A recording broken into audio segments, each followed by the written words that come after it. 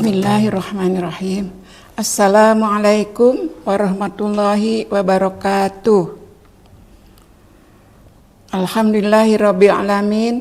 Wassalatu wassalamu ala asyrafil anbiya'i wal mursalin wa ala alihi wa sahbihi ajmain. Asyhadu an la ilaha illallah wahdahu la syarikalah wa asyhadu anna Muhammadan abduhu wa rasuluh. Allahumma shalli ala sayyidina Muhammad wa ala ali sayyidina Muhammad, amma ba'du. Pertama marilah kita panjatkan puji dan syukur kehadirat Allah Subhanahu wa taala. Pada hari ini kita bertemu kembali dalam program Kultum. Semoga salat dan salam tercurah pada junjungan kita Nabi besar Muhammad sallallahu alaihi wasallam beserta keluarganya, sahabatnya serta umatnya yang takwa. Amin ya Allah ya rabbal alamin. Hadirin rahimakumullah, perkenankan pada saat ini saya menyampaikan ulasan tentang muhasabah menuntun hidup bahagia penuh berkah. Kebahagiaan hidup yang penuh berkah didambakan oleh setiap manusia karena kebahagiaan dapat menjadikan seseorang lebih berguna dalam hidupnya. Untuk mencapai kebahagiaan dalam kehidupan dunia perlu pemahaman kepada hakikat bahagia itu sendiri. Kebahagiaan lahir batin di dunia dan akhirat bisa berkumandang dalam sebuah doa, yaitu Rabbana atina fid dunya hasanah wa fil akhirati hasanah wa qina adzabannar. Hadirin rahimakumullah, ada 7 indikator hidup bahagia, yaitu pertama, qalbun syakirun, punya hati yang selalu bersyukur kepada Allah. Orang bersyukur selalu qanaah, menerima apa adanya. Punya rumah kecil disyukuri daripada berangan-angan berumah yang besar tapi milik orang lain. Orang yang bersyukur memberikan kebahagiaan kepada orang lain dengan ucapan dan kata-kata yang menyenangkan dan membuat orang bahagia, sebagaimana firman Allah Subhanahu wa taala, A'udzubillahi minasyaitonirrajim. La in syakartum la azidannakum wa la in kafartum inna adzabi lasyadid. Sesungguhnya jika kamu bersyukur, aku akan menambahkan nikmat kepadamu, dan bila kufur, tunggulah azab yang pedih. Quran surat Ibrahim ayat 7. Yang kedua adalah al-azwaju sholihah, punya pasangan yang solehah, yaitu yang serasi, yang penuh dengan ketenangan, karena selalu saling mengingatkan kepada kebaikan, selalu paham akan tugas masing-masing, sebagaimana yang pernah dicontohkan oleh Rasulullah Shallallahu Alaihi Wasallam ketika Siti Aisyah membuat suatu kesalahan, yaitu memasukkan garam ke dalam minuman, tetapi Rasulullah Shallallahu Alaihi Wasallam tidak menegurnya dengan kasar, mengajaknya meminum air itu, dan Siti Aisyah sadar bahwa ternyata yang masuk ke dalam minuman adalah garam dan sadar akan kesalahannya sendiri. Yang ketiga adalah al-auladul abror, yaitu mempunyai anak yang soleh dan soleha, yang selalu berbakti kepada, yang beribadah kepada Allah dan berbakti kepada orang tuanya, mempunyai akhlak yang baik, hafalan Al-Qur'annya cukup, hasil bimbingan dari orang tua yang nanti di akhirat akan memasangkan mahkota pada kedua orang tuanya. Keempat, al-malul halal, punya harta yang halal yang diperoleh dari cara yang halal. Karena kalau makanan yang haram ataupun pakaian yang diperoleh dengan cara haram akan menjauhkan keluarga daripada kebenaran. Yang kelima adalah al-baitus sholihah, mempunyai tetangga atau lingkungan yang mendukung kepada kebaikan, kepada kebenaran. Oleh karena itu, pilihlah lingkungan yang baik, yang agamis, yang bisa membawa pada kebaikan.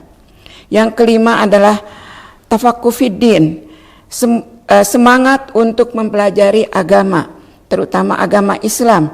Ibadah bisa benar, akhlak bisa baik, kehidupan bisa tenang. Dengan belajar agama Islam bisa berjalan dan dari kegelapan menuju kepada yang terang. Agama Islam mengajarkan banyak hal kebaikan untuk mendapat ridho Allah Subhanahu wa taala. Yang ketujuh, umurul barokah, memiliki umur yang berkah, jangan sampai makin tua tidak ada perubahan di dalam ibadah.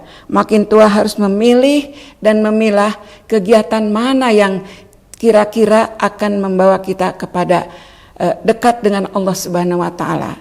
Jauhilah kegiatan-kegiatan yang kira-kira akan menjauhkan kita dari Allah Subhanahu wa taala. Bercermin dari 7 indikator kebahagiaan hidup, maka untuk mempertahankannya perlu muhasabah, yaitu meninjau kembali perbuatan diri kita di masa lalu. Apakah ke-7 indikator itu sudah mewarnai hidup kita? Apakah selama ini sudah baik dengan orang? Apakah selama ini banyak melakukan dosa? Atau apakah selama ini susah bersedekah atau menjadi seorang dermawan? Dosa yang telah dilakukan di masa lalu akan menjadi cermin hidup masa depan, agar supaya kita tidak melaksanakan hal yang sama di masa yang akan datang.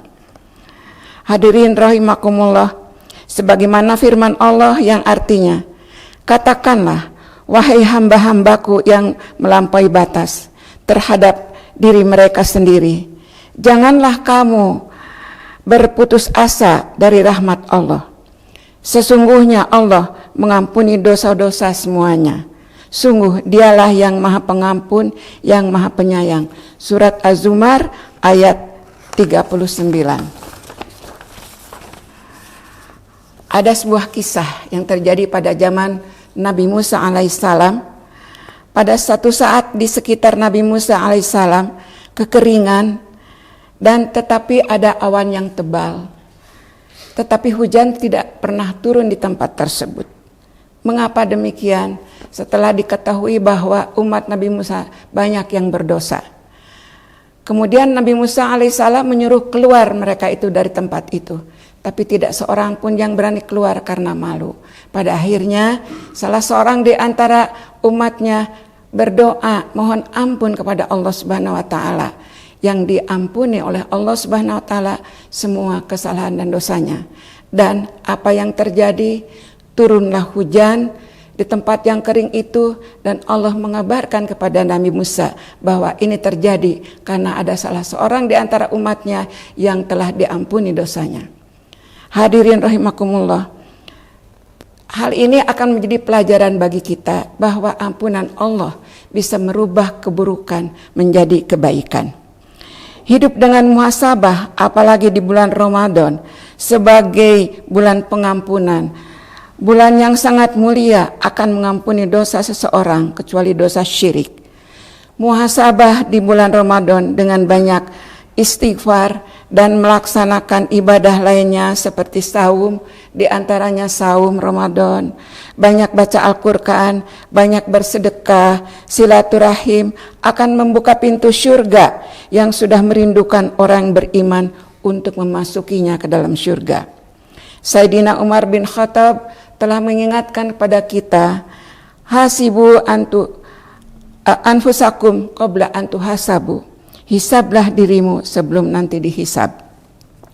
Hadirin rahimakumullah, muhasabah di bulan Ramadan merupakan salah satu upaya detoksifikasi penyakit rohani bagi orang yang berpuasa, karena dengan muhasabah melakukan dzikir, istighfar akan menjadikan hati seseorang menjadi tenang, sebagaimana firman Allah Subhanahu wa taala, a'udzubillahi minasyaitonirrajim, ala bidzikrillahi tatmainnul qulub, yang artinya sungguh hanya dengan banyak dzikir maka hati akan menjadi tenang. Quran surat Ar-Ra'd ayat 28. Hadirin rahimakumullah, semoga kita dapat melaksanakan saum Ramadan dalam keadaan sehat walafiat, sehat rohani, sehat jasmani. Amin ya Allah ya rabbal alamin. Mohon maaf lahir dan batin apabila ada kesalahan selama ini dan atas kekurangannya. Sekian kiranya, ulasan sederhana ini semoga bermanfaat. Wallahu a'lam bishawab. Sekian, terima kasih. Semoga Allah mengampuni kita di bulan Ramadan dan menerima saum Ramadan ini dan mendapatkan ridhonya. Amin ya Allah ya Rabbal Alamin. Wallahu muwaffiq ila aqwamit thoriq. Wassalamualaikum warahmatullahi wabarakatuh.